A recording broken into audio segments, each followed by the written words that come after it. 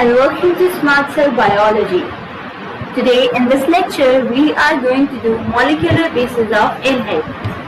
What we are going to do in this lecture is packaging of DNA. कि DNA की packaging किस तरीके से होती है प्रोकैरियोटिक और यूकैरियोटिक सेल्स के अंदर.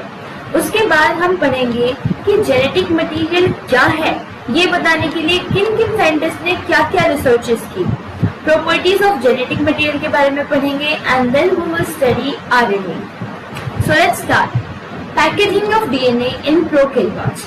एज वी नो कि प्रोकैरियोट्स के अंदर कोई वेल डिफाइंड न्यूक्लियस नहीं होता है. We do not have any well defined nucleus. अब इसका मतलब ये तो नहीं है कि उनका डीएनए हमें उनके सेल के अंदर ऐसे ही बिखरा हुआ मिलेगा, ऐसा नहीं होता.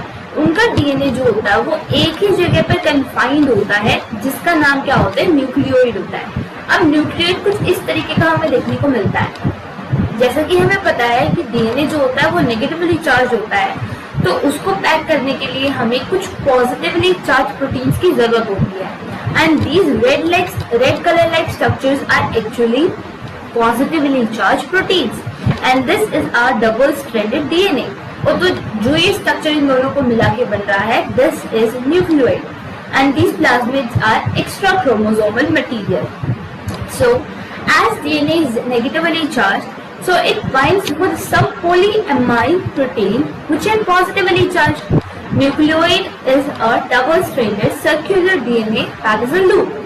अब this is a plus point कि prokaryotes के अंदर histone proteins नहीं होते हैं. This point is really important.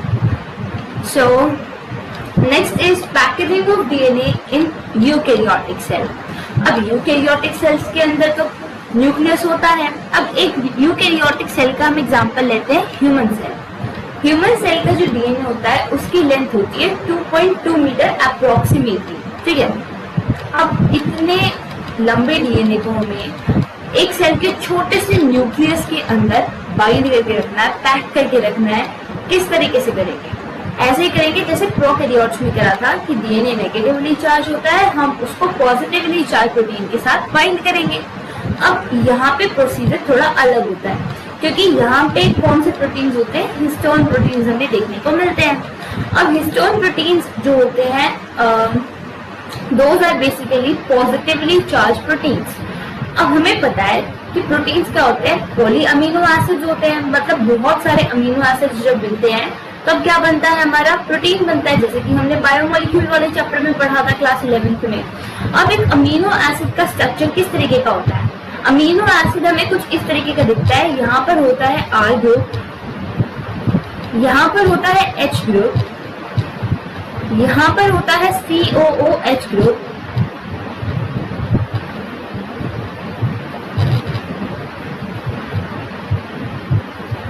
और यहाँ पर होता है NH3 ग्रुप.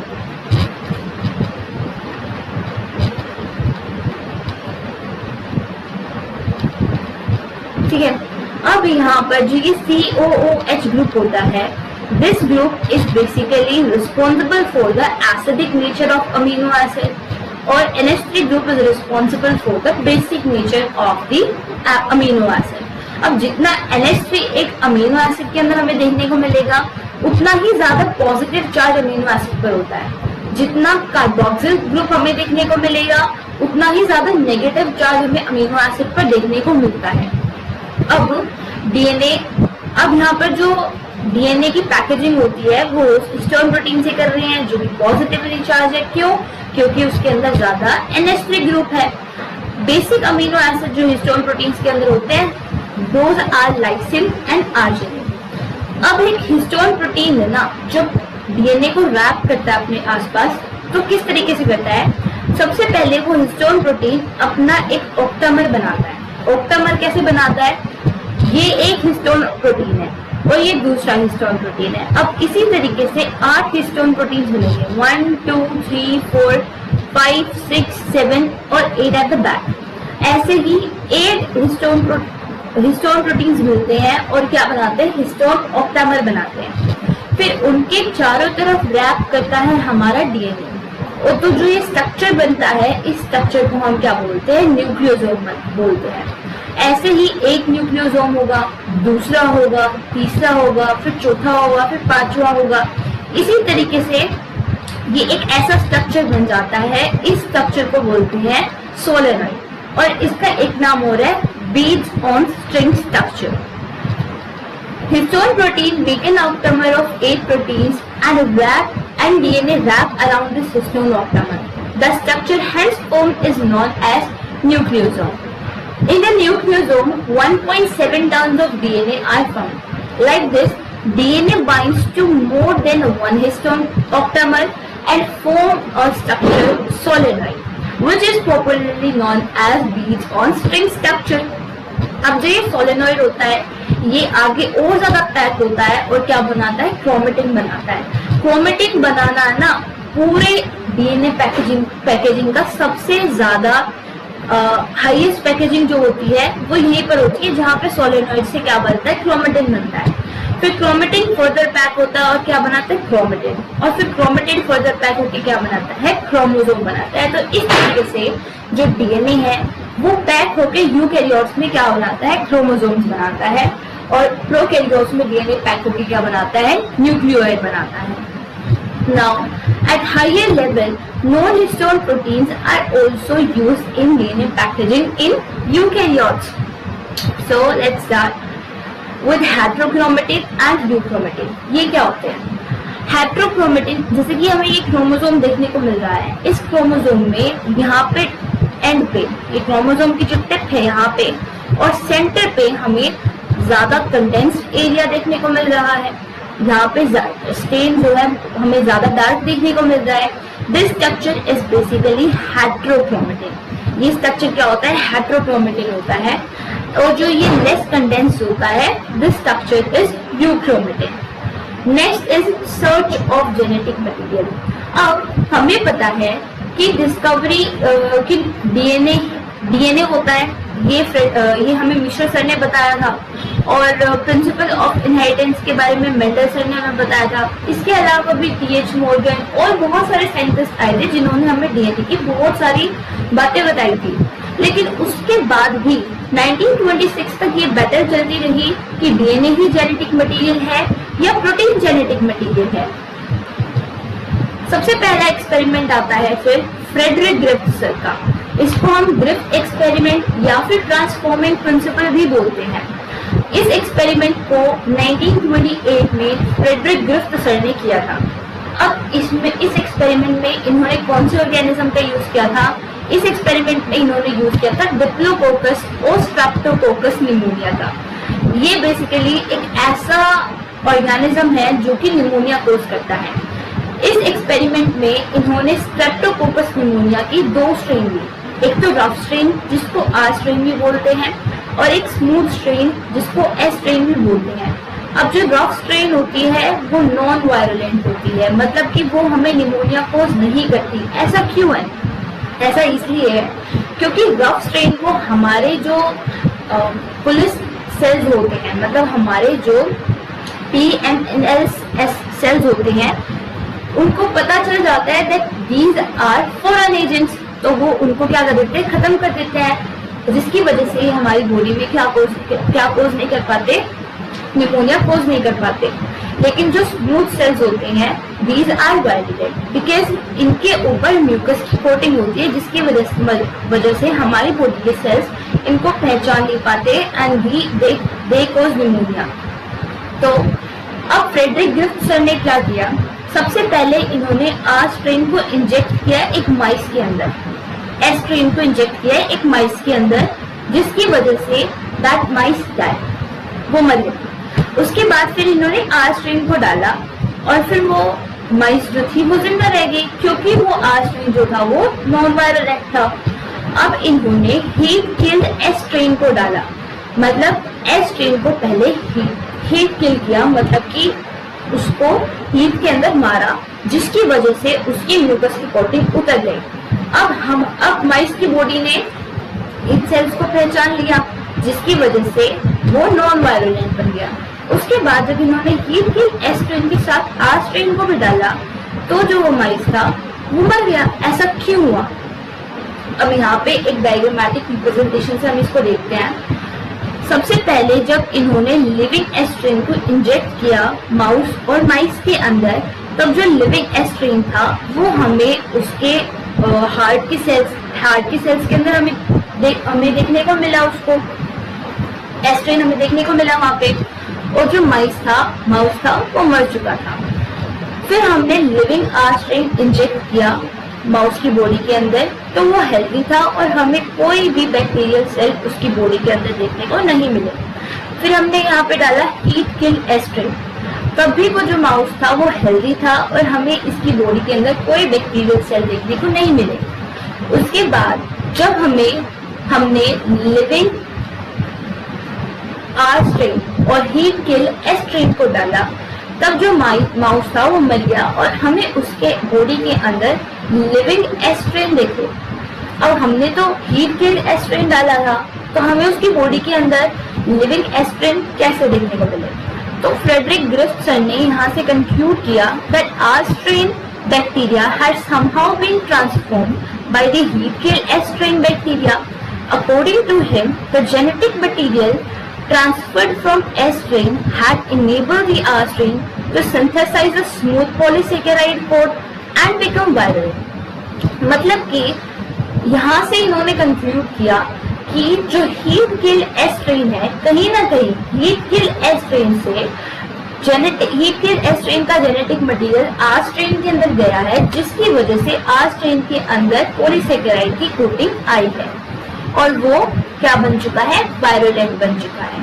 अब इन्होंने ये एक्सपेरिमेंट यही तक किया था। इनका ये ड्रॉबैक क्या रहा यहाँ पे, that he was not able to define the biochemical nature of the genetic material.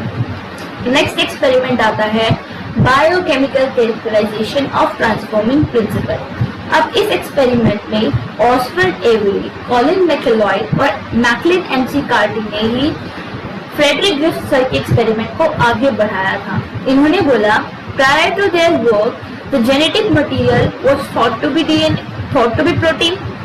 सबको लगता था that protein is the genetic material, जब तक इन्होंने क्या नहीं किया, अपना एक्सपेरिमेंट नहीं किया।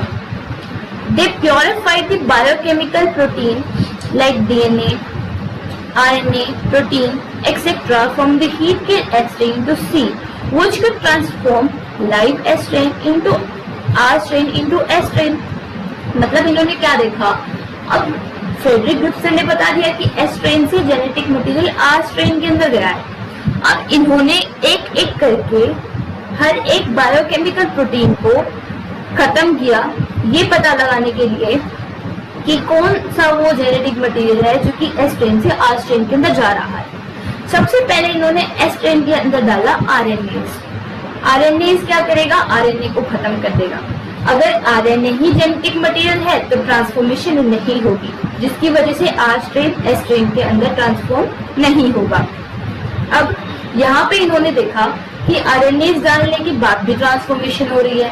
फिर उन्होंने डाला प्रोटीएज, मतलब जो प्रोटीन को खत्म करेगा, लेकिन उसके बाद भी क्या हो रही थी? ट्रांसफॉर्मेशन हो रही थी। फिर इन्होंने डाला यहाँ पर डीएनएस, लेकिन डीएनएस जब इन्होंने डाला तो जो चूहा था वो जिंदा बच गया। दैट मीन्स कि डीएनए ही जेनेटिक मटेरियल है। They discovered that DNA alone from the S-type bacteria to cause R-type bacteria to transform. इनकी ऑब्जर्वेशन क्या थी? They discovered that DNA alone from S bacteria caused R bacteria to become transformed. Digestion with DNA's inhibited transformation suggested that DNA caused the transformation. फिर इन्होंने क्या conclude करा? That DNA is the hereditary material. Thus, they proved that the chemical to be inherited is DNA, and it forms the chemical and molecular basis of inheritance. इनके drawback क्या रहे? Transformation as a process was not established at that time, और protein enzyme are used heavily in this experiment. ये मानना था कुछ scientist का। Next experiment आता है फिर हर्शी एंड चेज एक्सपेरिमेंट। इस एक्सपेरिमेंट में हर्शी और चेज ने किस चीज का यूज किया था? इकोलाई बैक्टीरिया का यूज किया था, और एक बैक्टीरियोफेज का यूज किया था, T2 बैक्टीरियोफेज का। इस एक्सपेरिमेंट में को इन्होंने 3 स्टेप में किया था: attachment, blending and then centrifugation. In this experiment, Hershey and Chase take two bacteria and two bacteriophage. उन्होंने एक बैक्टीरियोफेज के अंदर तो उन्होंने डाला रेडियोएक्टिव सल्फर और दूसरे के अंदर इन्होंने डाला रेडियोएक्टिव फास्फोरस। अब रेडियोएक्टिव सल्फर किसके अंदर होता है? प्रोटीन्स के अंदर। सल्फर किसके अंदर होता है? प्रोटीन्स के अंदर। और फास्फोरस किसके अंदर होता है? फास्फोरस किसके अंदर होता है? डीएनए के अंदर। ठीक है, अब इन्होंने क्या सोचा यहाँ से कि अगर हम T2 बैक्टीरियोफेज को अटैच कराएंगे इकोलाई बैक्टीरिया के ऊपर और फिर वहां से उनका जेनेटिक मटेरियल इकोलाई के अंदर जाएगा, ब्लेंडिंग होगी, मतलब उनका जेनेटिक मटेरियल अंदर जाएगा।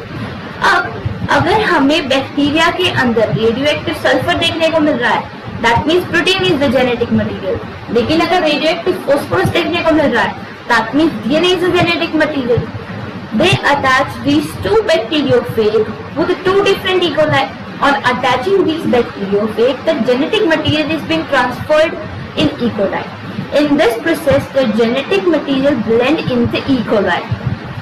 Then centrifugation of the cell were done to check the radioactivity.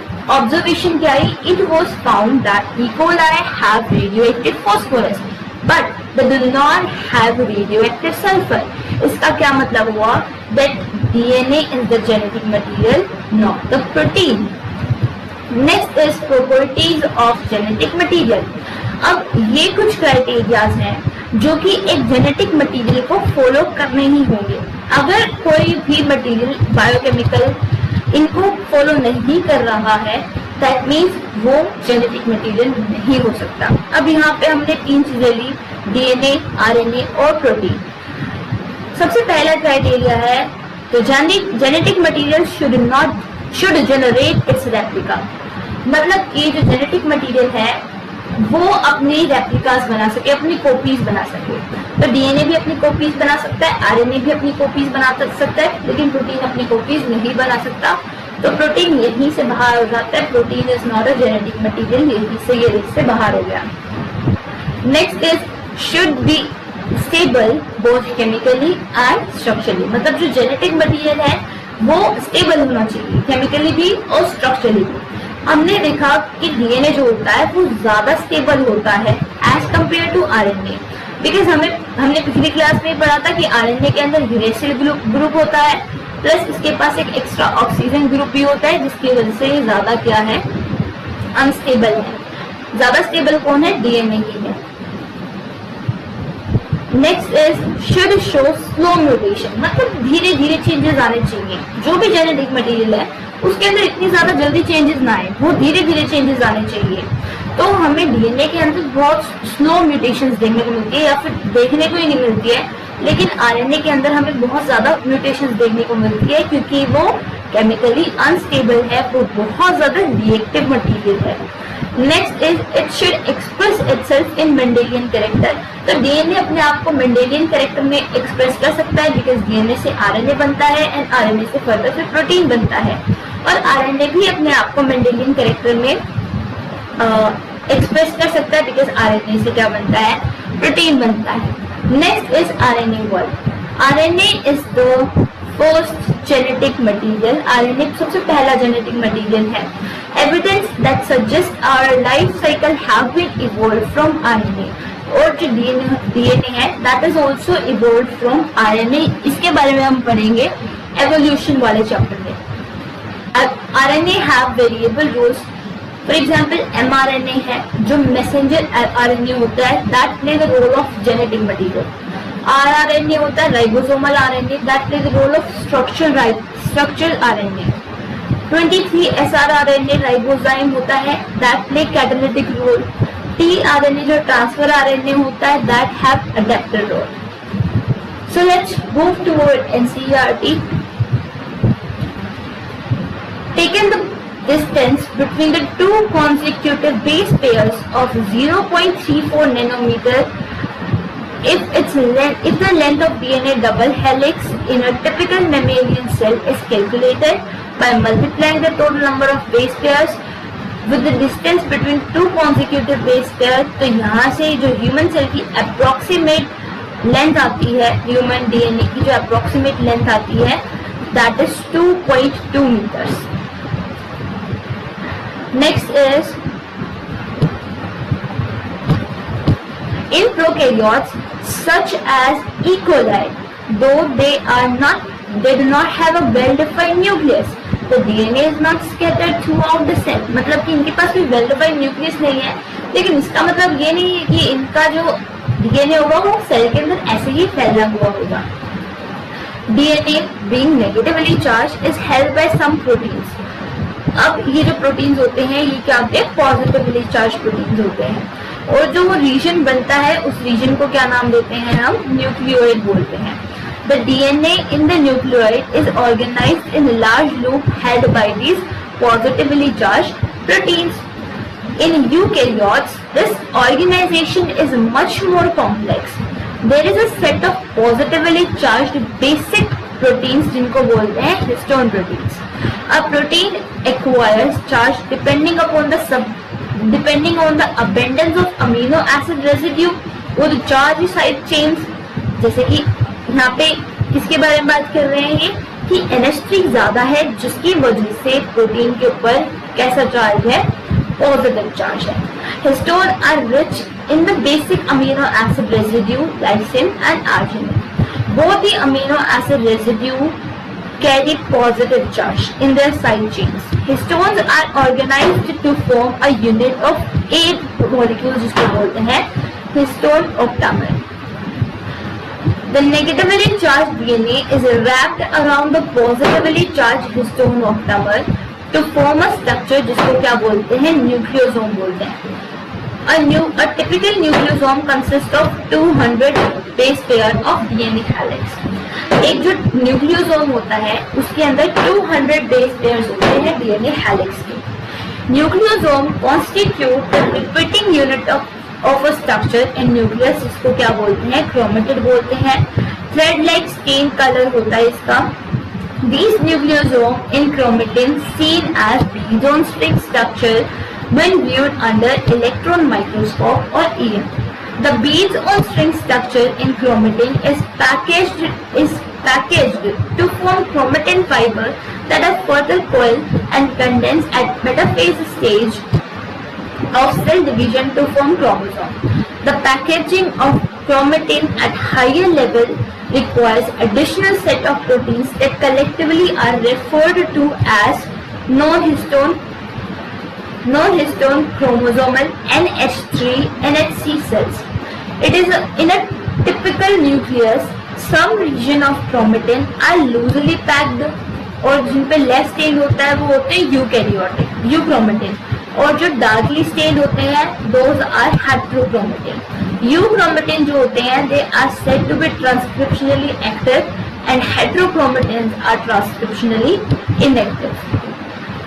Next is the search of genetic material. अब ये पता है कि 1926 के पास जो जेनेटिक मटेरियल है उसके ऊपर बहुत बड़ी डिस्कशन चल रही थी that DNA is the genetic material और protein is the genetic material. हालांकि इससे पहले ही मिशर सर ने और मेंडल सर ने और टीएच मॉर्गन और ना जाने कितने साइंटिस्ट ने बहुत सारी सर्चेस डीएनए पर ऑलरेडी कर रही थी, जिससे ये पता लगाना इजी हो गया था that DNA is the genetic material. लेकिन फिर भी ये बताने के लिए कि डीएनए ही जेनेटिक मटेरियल है बहुत लंबा टाइम इस चीज ने ले लिया था। सबसे पहला एक्सपेरिमेंट आया ट्रांसफॉर्मिंग प्रिंसिपल। 1928 में फ्रेडरिक ग्रिफ्थ सर आए in a series of experiment with Streptococcus pneumonia, bacteria responsible for causing pneumonia, witnessed a miraculous transformation in the bacteria. During the course of his experiment, a living organism, bacteria, had changed in physical forms. When Streptococcus pneumonia or Pneumococcus bacteria are grown in a cultural plate, तब उनके ऊपर हमें इन्हें कुछ smooth shiny colonies देखने को मिली, जिनको उन्होंने क्या नाम दिया था, फिर वो क्या थी, एस्ट्रेन था इनका, और जो रफ कॉलोनीज थी those are basically the R strain bacteria. सबसे पहले इन्होंने एस्ट्रेन को इंजेक्ट किया माइस के अंदर, तो जो माइस थी वो मर गई। आर्स्ट्रेन को डाला तो माइस जिंदा रह गई। फिर इन्होंने हीट किल्ड एस्ट्रेन को डाला तो भी माइस जिंदा रह गई। फिर हीट किल्ड एस्ट्रेन के साथ आर्स्ट्रेन को डाला तो वाइफ जो थी वो मर गई. Injected he concluded that the R-strain bacteria had somehow been transformed by the heat kill S-strain bacteria. Some transforming principle transferred from the heat kill S-strain had enabled the R-strain to synthesize a smooth polysaccharide core and become virulent. However, the biochemical nature of genetic material was not defined by his experiment. This was his drawback. Now next is biochemical characterization of transforming principle जो कि दिया था Oswald Avery, Colin McLeod और Maclean McCarthy ने. The genetic material was thought to be a protein. They worked to determine the biochemical nature of the transforming principle in Grubb's experiment. The purified biochemical proteins, DNA and RNA और भी बहुत सारे किसके अंदर से, heat kill S-strain के अंदर से, ये देखने के लिए कि वो क्या है जो कि लाइव R-strain को बदल रहा है S-strain के अंदर. They also discovered that protein digesting enzyme protease, RNA digesting enzyme RNase did not affect transformation. DNAs did inhibit transformation, suggesting that DNA caused the transformation. They concluded that DNA is the hereditary material, but not all the biologists were convinced by this statement. The unequivocal proof that DNA is the genetic material came from the experiment of Alfred Hershey and Martha Chase in 1952. They worked with virus that infect bacteria, that is known as bacteriophage. कौन सा bacteriophage था वो? टीडू bacteriophage था. Bacteria कौन सा था? E coli bacteria था. इनके प्रोसेस में 3 स्टेप्स थे: attachment, blending and then centrifugation. The bacteriophage attaches to the bacteria and its genetic material, then enters the bacterial cell. The bacterial cell treats the viral genetic material as if it was its own and subsequently manufactures more virus particles. यही process तो इन्होंने देखा था. फिर उसके बाद इन्होंने क्या डाला था इनके अंदर? रेडियोएक्टिव सल्फर और रेडियोएक्टिव फास्फोरस डाला था. They grew some viruses on a medium that contained radioactive phosphorus and some others on medium that contained radioactive sulfur. Viruses grown on the presence of radioactive phosphorus contained radioactive DNA but not radioactive protein, because DNA contains phosphorus but protein does not. Protein have sulfur. Similarly, virus grown on radioactive sulfur contain radioactive proteins but not radioactive DNA, because DNA does not contain sulfur.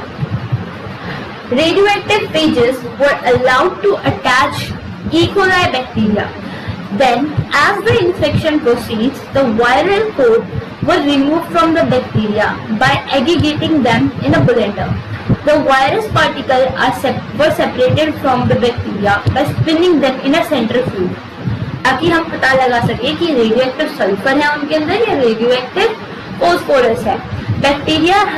Bacteria which was infected with virus that had radioactive DNA were radioactive. Radioactive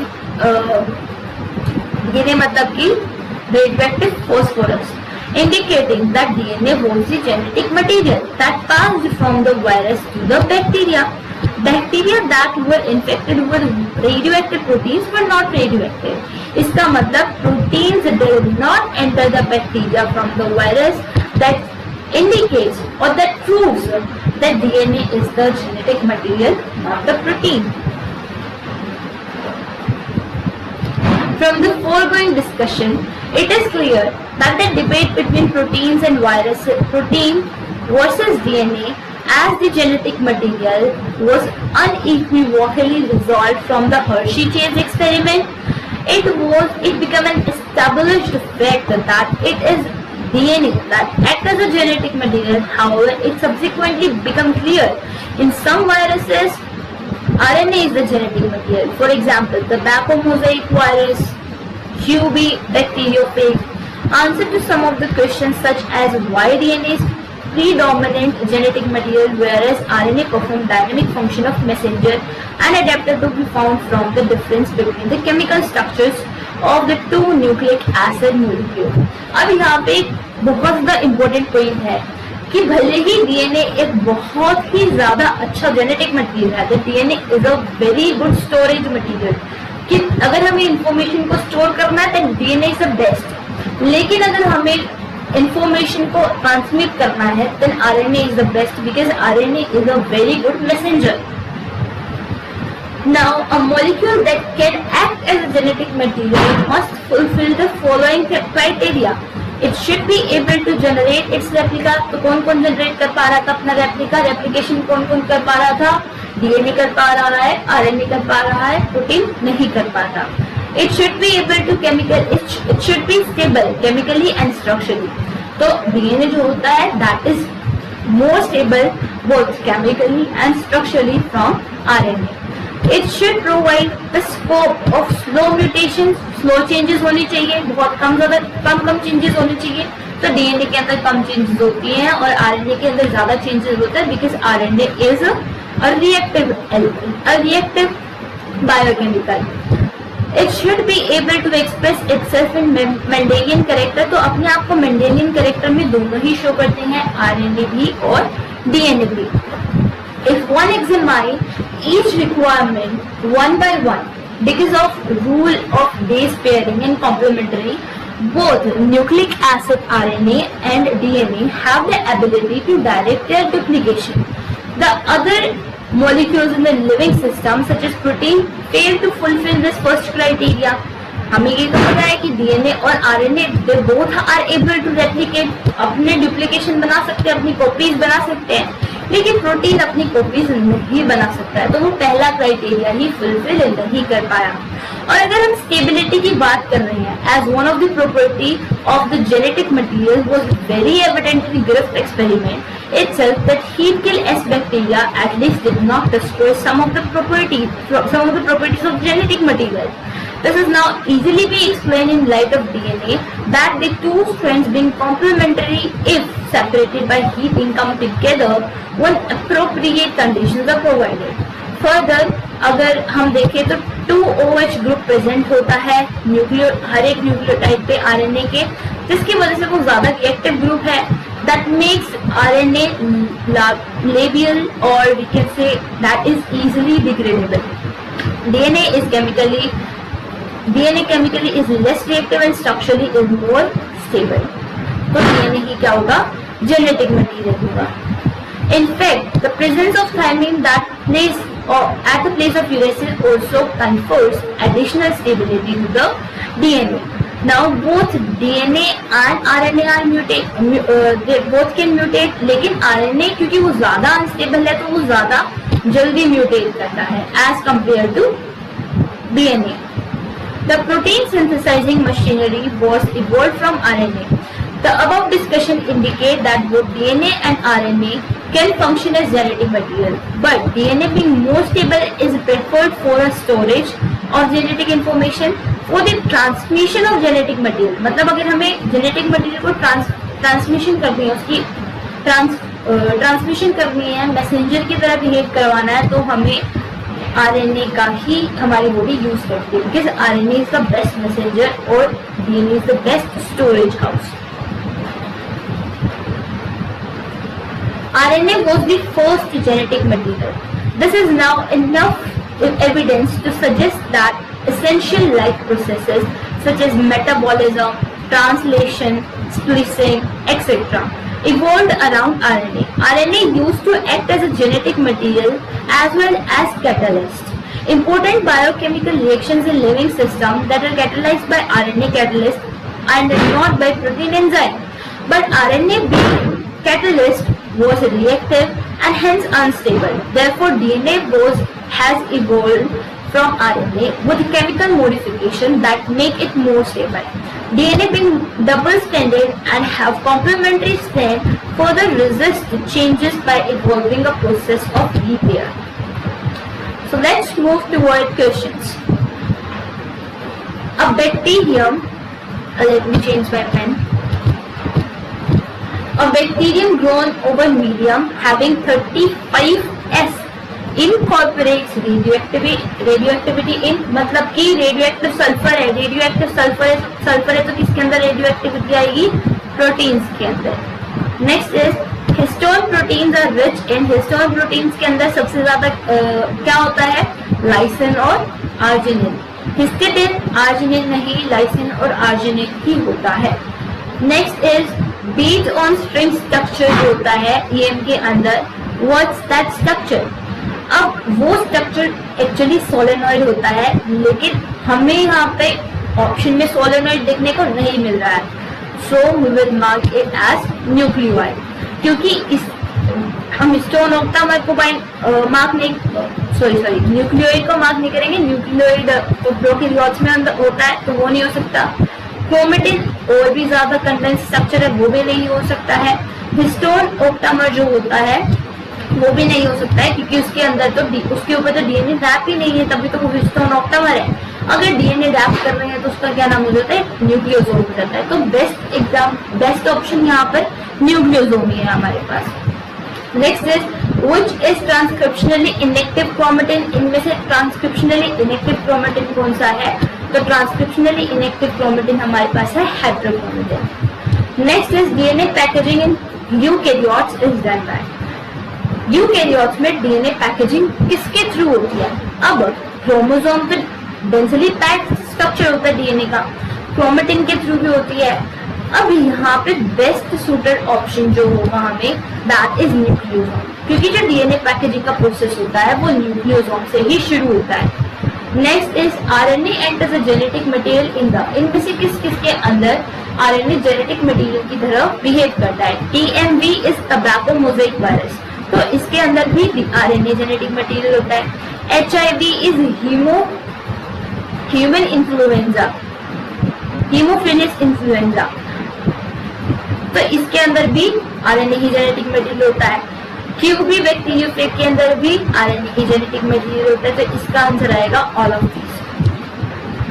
Who proved that DNA is the genetic material? किसने बताया कि DNA की genetic material होता है? Frederick ग्रिफ्सन ने experiment किया था, but he was not able to prove that. Sutton and Boveri तो नहीं, वॉटसन भी नहीं, तो यहाँ पे नो में से इसका आंसर है Hershey and Chase. The bases of RNA are the same as those of DNA, with the exception that RNA contains resin instead of thymine. That's very easy. Genetic material of prokaryotic cell. Prokaryotic cell का genetic material कैसा होता है? Prokaryotic cells का genetic material कैसा होता है? उसके अंदर हिस्टोन प्रोटीन नहीं होता, सबसे पहली बात। तो यहाँ पे इजीली हमारा option number 1 non histrionic double stranded DNA। An octamer of 4 histone complex with a DNA forms nucleosomes. Next is the final proof that DNA is the genetic material was given from the experiment of Hershey and Chase. Radio tracer technique showed that DNA is in double helix structure. Transformation was discovered by transformation experiment किसने किया था? ग्रिफ्सन ने किया था, Frederick ग्रिफ्सन ने। The unequivocal proof of DNA as the genetic material come from the studies of viroid, bacterial virus, bacterium or fungus. So it come from bacterial virus. That's it for this lecture. Stay tuned for the next lecture.